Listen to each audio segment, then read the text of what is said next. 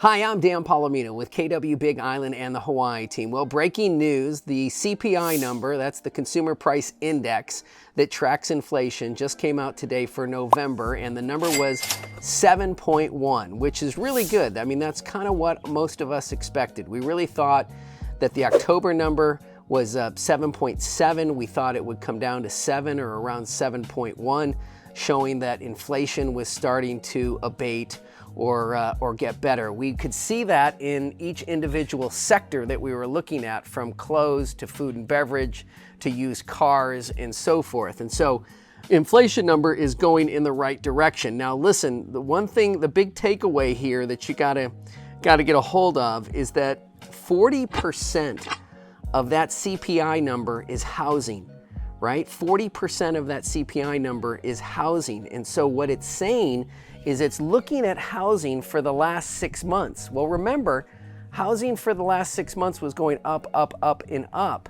As we get into January and we get into February, you're gonna have some housing data in that CPI that's going to be the months of August, September, October, when the real estate market slowed way down.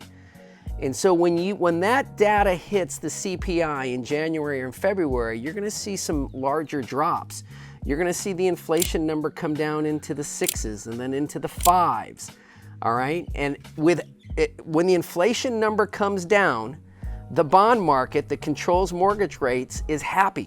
They're gonna be happy. Like on the news today, when they got the 7.1 number, the bond market reacted favorably and rates came down to about 6.25% for a 30-year fix. They were sitting at like 6.7 or 6.8. So the bond market reacted favorably. However, tomorrow, the Fed is going to have their monthly meeting, the Federal Reserve, and Jerome Powell will come out and state the monetary policy of the Federal Reserve. And everybody expects him to raise the short-term interest rate, that's the money that they lend to banks, raise that short-term interest rate by probably a half a point, 50 basis points, okay, about a half a point. And but most of us in the business who watch economic policy pretty closely, most of us believe that this will be the last raise that the Federal Reserve does. I think it's pretty obvious that what they've done up to this point has slowed down the economy considerably, and I don't believe that another raise in the short-term interest rate by the Fed will be necessary in January. I think what you'll see the Fed do is pump the brakes and not do any more raises beginning in the new year. Evidence will be there that the economy is slowing down, particularly when that housing data, as I said, starts kicking in and starts factoring into that CPI.